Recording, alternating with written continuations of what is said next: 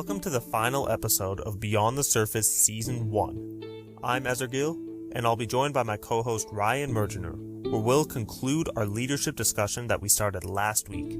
If you missed the previous episode, we encourage you to check it out. Today, we'll share more of our personal stories, and we'll see what Finding Nemo has to say on how to lead effectively. Ryan, real quick, what do you think a drum major is?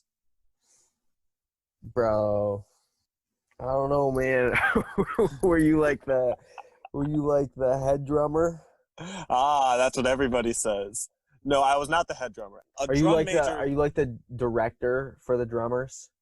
I was the conductor. I was the guy standing on the platform. Yeah. So if you ever saw it at any halftime shows or anything, there was always that one guy standing on that big platform, waving his hands while the band would move and play. That was me. I oversaw 150, students, and I was kind of overseeing and leading them and making sure that they're all doing the right things. All the different sections. You have the trumpets, and you have the drummers, and the trombones, and I just remember it was so much stress. I thought there were some days I would just mentally explode. I'm just so grateful for God's grace through that season while I was a high school student and a drum major for our marching band. And I made every single leadership oopsie anyone could make and more. So our marching band is structured with leadership. You have section leaders, you have area chairs, and then you have drum majors. I was at the top of the student level. I just remember meeting with all the other leaders and just being so short-tempered with them. I remember giving very vague and unclear instructions. I wasn't a good follower. I just made excuses and blamed others for any mistakes. Like, oh, they shouldn't have been standing there while we were moving that. Like, no, I just should have been more patient. And I never practiced what I preached. I said one thing, but I did another. Sure. Our marching show totally tanked, performed very poorly. I truly believe it was because of my lack of leadership. If you're just a section leader is just first level of leadership. If you do something good, some good things will happen. And if you do something bad, then some bad things will happen. But if you're an area chair or drum major, if you make a good call, really good things are going to happen for a lot of people. But if you make a bad call, a lot of people are going to suffer because of one decision you made. I made every bad call. And miraculously, I was chosen as a drum major for a second year. I still don't know how. I knew I needed to make changes. So I approached our band director and our new leadership team, and I admitted my blind spots. And I had a certain personality that I was very much a perfectionist. I did this thing where I normalized confrontation. What I did was that I gave permission to confront me, call me out on my errors, just to hold me accountable. I'm like, hey, you said you were going to do this. Make sure you do that. And then I can confront them about anything that I want to see more out of them. No longer was correction deemed negative. Correction was like a good thing now. Correction was like, hey, we're going to get better. We're going to hold each other accountable and continue to improve. If you have a coach and he's not coaching you, that means he's not playing you. I remember creating a leadership group chat where we'd have weekly reviews on our progress. And I remember we would be texting in it all the time, giving updates on how's this section doing? How are we doing over on this? I stopped being such a perfectionist. I stopped putting my own preferences over what was necessary to our music rehearsals. I took time to learn about the other sections of the band that I was unfamiliar with. Our show displayed tremendous progress after 1 month, more progress than we did the year before. We were becoming more competitive and we just dominated at the state level. It is so much better to be the lowest member of the best marching band in the state than it is to be the highest member of the worst marching band in the state. In 2 Samuel chapter 12, Nathan confronted with King David. That just has to be one of the most uncomfortable things that Nathan must have ever had to do in his whole career. He literally had to go up to the king and say, hey, we got to talk about something like you have a sin problem. Tough conversations, man. Leadership is all about tough conversations. You have to be okay with hearing feedback and receiving criticism. You have to be all right with providing feedback in a timely manner. Confrontation has an expiration date as well, so you can't just wait on it. Because if you wait on giving that feedback, then whatever they're doing wrong is going to become a habit. Don't wait on the tough conversations. Whatever you avoid, the devil will invade. Ryan, what's a tough conversation you ever had to have? What's something that was tough for you to address or something that you had to receive? So when I got a new job here in Kalamazoo, working as a tech, working up patients at the ophthalmology office, I spend a lot of time with patients. I do a lot of testing with them. I take their full medical history. I find out what's going on with their eyes, why they're coming into the office. I have to go over all their medications with them. Then I send them over to the doctor after all that. Our workup times, ideally for a complete exam, should be anywhere from 15 to 25 minutes, depending on a couple different things. But my workup times were taking a long time, not necessarily because I couldn't get through a workup quicker, but because I like to talk, and the highlight of my job is having conversations with my patients. And so I would often go over that 15 to 25 minutes that they would like us to work patients up in, just because I was having conversations with patients. And so my boss pulled me aside and kind of talked to me about it one day. And I was a little frustrated about it. The rest of that week, I went and I counted how many patients I worked up, and I was working up just as many or more than like all of our other techs. So I didn't understand why it was a big deal. But then I had to kind of humble myself and take a step back and say, it's not about that. It's not about how many patients I take. I had to look at it from the perspective of she's looking out for the doctors who are trying to see as many patients as possible in a day. And we have more techs than we do doctors. So if I take too long on my workup, then that can put the doctor behind, which can put other patients behind, which ultimately can be frustrating for both our doctors and our patients. That's where she was coming from. She was just saying, I do need to find a way to be a little bit quicker so that the whole office can run smoothly. Understand where she was coming from. And I think like anytime that we receive criticism, the first thing that we should do is to kind of humble ourselves and say, okay, where is this person coming from? Because typically they're telling you because they really do have everybody's best interest in mind. Appreciate you sharing that. Something similar, a difficult conversation. Unfortunately, I still have this conversation to this day, but it's actually at our church, on our main service worship team when I'm a drummer. Some conversations with the worship leader and the audio tech on the technique I was using on hitting the drums and the cymbals. And I remember just like, hey, you're hitting this too hard and you're hitting this too loud. Just getting so offended by that and saying, you guys need to adjust the mix to accommodate for me as a player. That's not how effective leaders operate. I actually found out about this later on, but the way the audio gets mixed in, especially now as of lately because of online worship, the way it just gets mixed into the soundboard and through the system and through the airwaves to somebody's house, sometimes things get a little bit skewed and some things are higher and some things are lower. Me saying people should just get used to the way I play is really me taking away from the worship experience, because if I'm not playing with the right technique, it's not going to sound good and it's going to take away from people, be a distracting element in the worship. In worship, when you're playing, are you playing in a way that is distracting, or are you adding to the mix? Are you helping what's already there? I want to put my preferences aside and I want to serve the church and I want to serve the people out there. So we're going to take a listen to Finding Nemo. It is probably my favorite scene all of movies when it comes to leadership. I think this scene beautifully exemplifies what it means to be a leader.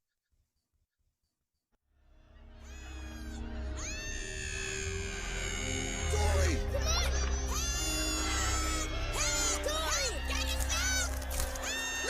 No! Dory!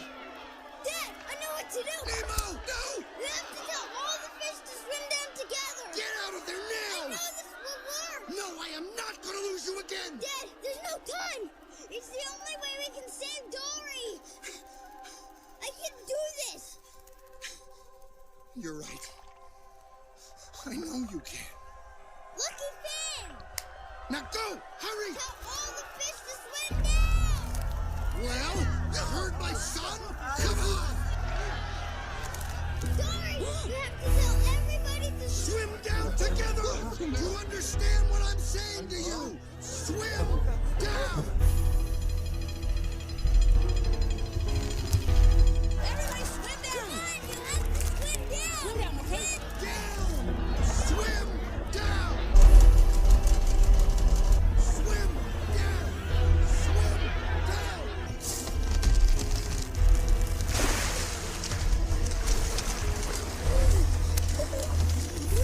Don't give up!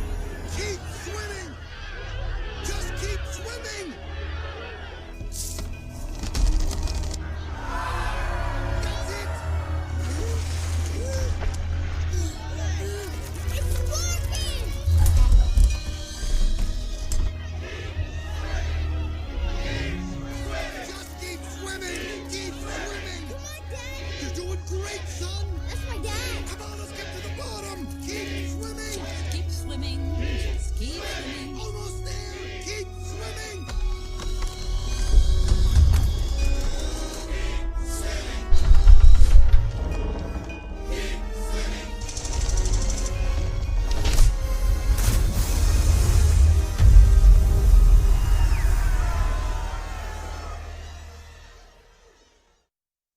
To lead is to get people moving in the same direction.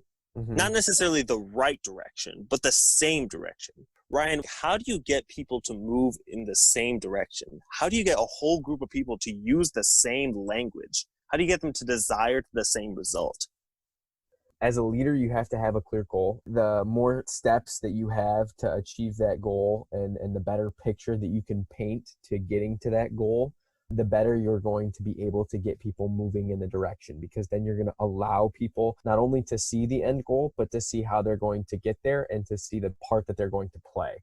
You need to communicate well in order to get across your goal. If you don't communicate that well, they're not going to be able to see it. You need to continue to put people first, and you really need to try to keep their best interest in mind as you push towards that vision. So that means you have to listen to them. You have to take their criticism. You have to work right alongside them and do the things that nobody really wants to do.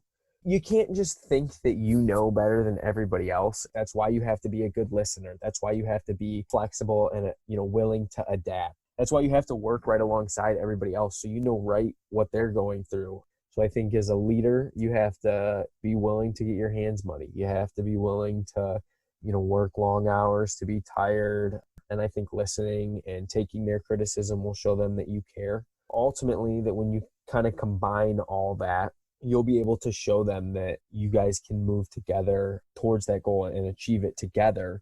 You guys are going to be better off than when you began. It comes down to having a clear goal, a way to get there, communicating that well, listening and truly putting their interests first, and then just loving them in the process. Yeah, the Bible says in Proverbs, where there is no vision, the people perish. And then, Habakkuk says, write the vision and make it clear. Have a vision board, write it out. Be so specific. And you even get hit on this too, but communication is key. If you want to be effective, you have to be making phone calls. You have to be actively responding in group chats, not reading and responding later that evening, but responding immediately. That shows that you care. That shows that you're on top of things. I'm not saying you have to sleep with your phone all the time, but if you are a leader, I'm sorry to say, especially during COVID-19, there's really no excuse. You can't be like, oh, I was just taking a break. You have to be checking your email, whatever it is you're using, your email, text messages, group messages, Facebook, WhatsApp, GroupMe, Discord, Slack, especially if you were a designated leader for any sort of a task. Because if you don't communicate in time, then in that day or so that it takes you to respond, people will make assumptions based on what they know about you, which can be good if they know you really well. It can be bad if they don't know you very well. Nemo, this little fish, dived into the net, into the danger, ready to get captured like everybody else. People are going to listen to people on the inside of the net, not on the outside. As leaders, what does that mean to get our hands dirty? Maybe you can give some examples. What does it look like? A couple summers ago, I worked in landscaping while I was, needing a summer job in between semesters at college. And I worked for two companies. I quit one job for the other one. The first job that I quit was ran by kind of like a corporate group. It was ran by some people that hung out at the office all day, and they gave timelines to do things that were unrealistic. They just didn't understand the kind of work that we were doing when we were talking to them, when we said that we needed more time or we needed extra equipment. They didn't really seem to get it, and they were almost frustrated with us for needing that. It was just frustrating because we never saw them out on a job site. They never got their hands dirty and worked along with us. They just told us what to do and were frustrated with us when we didn't get things done the way they wanted and when they wanted. So then I went and I worked for a different company, and the owners of the company were out working on the projects every single day. And we never butted heads about, hey, we need more time for a project. Hey, we're going to need the loader here for an extra day. We never butted heads. They got it because they understood that projects can run over. They understood that just because you estimate you need a certain amount of material does not mean that that's exactly what's needed. You often need more, and sometimes you need less. Nobody's going to follow anybody who doesn't understand. Like you said, one of my professors that I work with at our local community college, an incredible physics instructor, and he told me, he said, the day I forget what it's like to be a struggling student wrestling with this material, even though everyone else around me is getting it, the day I forget and I don't remember what that's like is the day I need to stop teaching. Right, because nobody's going to listen to him if he himself doesn't really understand that this is some tough material. If you're a leader trying to ask somebody to do something that is difficult, you need to help and show them and explain to them that, yeah, I understand this is difficult. It's still got to be done. If you're the owner of a restaurant, you got to be ready to go do the dishes at any point in time. There are going to be a lot of people that don't like what you have to say. You know, regardless of whether you do all these things that we talk about, even if you are loving on them and trying to help them, like there are going to be people that you're going to rub the wrong way. Yeah, you're definitely not a crowd pleaser, because then you're leading nobody. Exactly. Right. Exactly. I mean, Pharisees and Jesus didn't really get along. You might not be the most popular person in the world. But that's okay. I think I would probably rather be respected as a leader than loved by everyone. I'm not saying you should try to turn people off and like your leadership style should really offend people, but in some cases it will, and that's part of being a Christian. Not everybody's going to agree with you. That's just part of being a leader, I think. Jesus is the greatest leader of all time in all of history. Christians and non-Christians to this day still study the life of Jesus just because he was honestly just an amazing leader, because he never changed. Right. At any given point, Jesus was Jesus. He never stopped loving people. He never stopped being patient with them. He never stopped roasting the Pharisees. There is an enemy who is actively working against God's kingdom. He is going to get a hold of people. Because of that, you will have enemies. We should strive to be loved by everybody as much as we can. We want to influence everybody for the kingdom of God. But if you climb to the top of a mountain and you're the only one there, did you love people or did you use them? I'm going to guess that you probably used them. If your success came from hurting and cheating, using other people to benefit you, instead of your success came because God gave you gifts and talents and you loved people all along the way and you trusted God in the steps that he was taking and you honed your craft and you got really good at whatever it was that God called you to do. If that's not how you got to the top of the mountain, if you got to the top because you were stepping on everybody else, then I would hesitate to call you a leader, I guess. You should be leading people, meaning you should have people at the top of the mountain with you. One of the things Nemo did is that he went into the net with everybody else. That could have been the end of Nemo right then and there. But he decided, no, I'm going to step down to that level. Something that someone told me that was honestly kind of wrong. The higher up the ladder you get, you're going to be lonely. I just think leadership should not be lonely. If you're at the top and you're the only one there, you're not a leader. You're a hiker. It takes a leader to climb down from the mountain and to rally everybody. Not everybody is going to make it, but you shouldn't be alone. Part of leadership is replicating yourself into somebody else so that if you were to have to step down, somebody else could take your place. And that you're not moving at such an unreasonably fast pace. Nobody else can catch up with you. You are leading people. If nobody's following you, you are not a leader.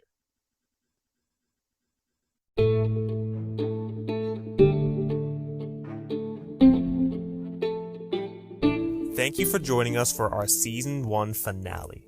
Ryan and I will be taking a break from the podcast for a little while, so take this opportunity to enjoy the rest of the episodes we've released already. Don't forget to subscribe to us on Spotify, Apple Podcasts, and YouTube to catch any news on when Season 2 is coming. We hope that you have a chance to share this on your socials, and we want to thank those of you who've been listening since day one. It has been a blast doing this, and we'll see you guys later for Season 2.